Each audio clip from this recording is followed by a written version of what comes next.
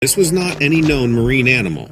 It was titanic, easily dwarfing the nearby container ship I mentioned earlier. Outlined against the clear sky, its scale-covered body glistened in the sun.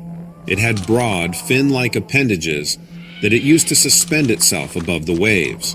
Its eyes were eerie, hypnotic even, but not in a gentle way.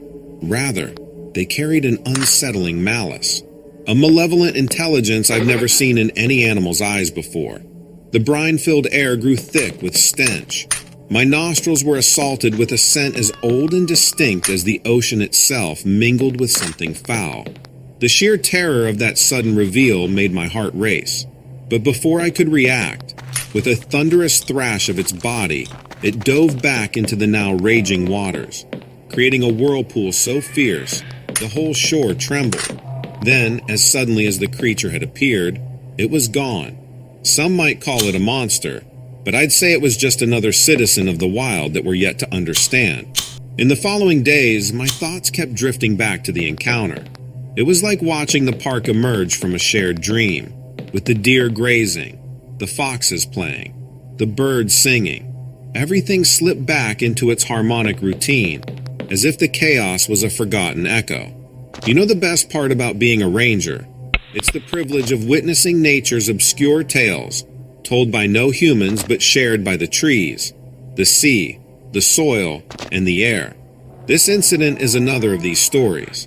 Living at the edge of civilization brings such encounters, reminding us we've only begun to unravel the mysteries tucked away in this vast, beautiful wilderness.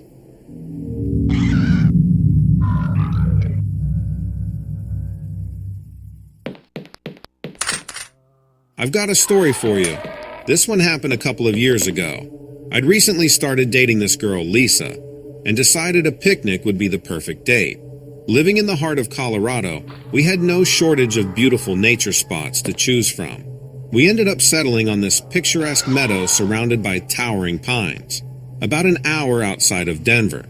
I'd spent the previous day stuffing a cooler with sandwiches, cheeses, and fruits. I tried to go all out. After all, Lisa was a city girl. She'd only just moved to Colorado, and I wanted to show her the relaxation of a laid-back, outdoorsy lifestyle. This meadow was perfect. It was like something you'd see on a postcard. We laid out the red blanket, started unpacking the food, and we're having a hell of a good day. The sun was beaming and there was just a hint of breeze. Lisa was laughing at my terrible impressions, and for a while everything was going well. Then, feeling the heat of the day, we both dozed off. I don't know how long we slept, but it was easily close to an hour. I remember being awoken by a sudden coldness. Not just the kind of cold from a passing cloud blocking the sun. It felt unnatural, electrical almost. I stirred, sat up, and rubbed my eyes, and that's when I first noticed it. A figure, lurking at the periphery of the meadow. It was a dark smudge against the vibrant colors. It was hard to make out any specific details from that distance, but something about it put me on edge, and a deep sense of dread clenched around my chest. Was it the way it seemed to hover just at the edge of the forest? The way it seemed somehow both solid and formless at the same time? The thing, whatever it was, stayed in my sight for the better part of an hour. We stayed close to each other on the blanket, whispering about how we were torn between an urge to flee and a weird curiosity that held us rooted to the spot. Admittedly, we were both freaked out but tried passing it off as a bear or some other wildlife. But the sense of unease stayed.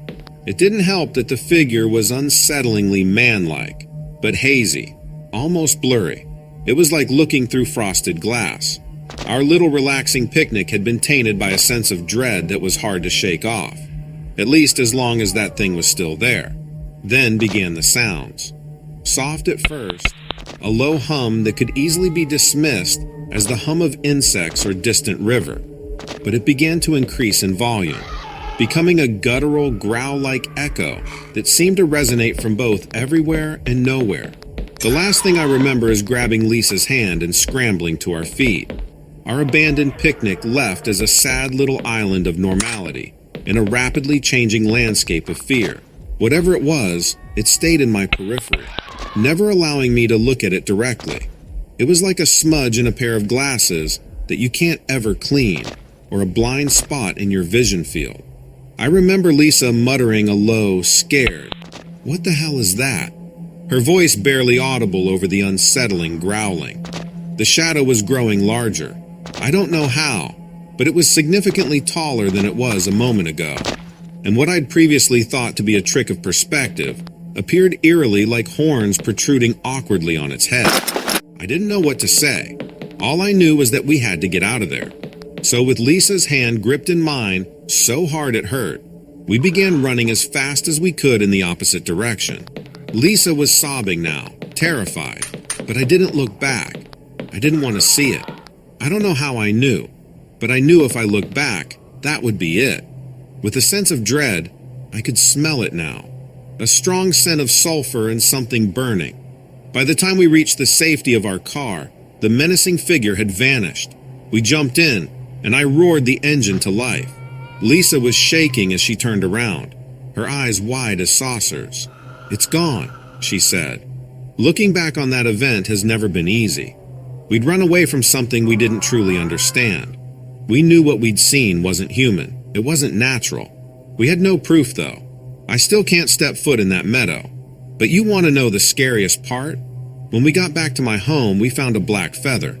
The damn thing followed us home. We never saw that figure again. But the smell, that terrible sulfuric smell, I would get whiffs of it in the house for weeks. It finally faded. But the fear, well, the fear never goes away. I can't prove we met a demon that day, but what else could it be? Remember, not everything is as it seems, and sometimes a beautiful day can turn into your worst nightmare. Stay safe out there.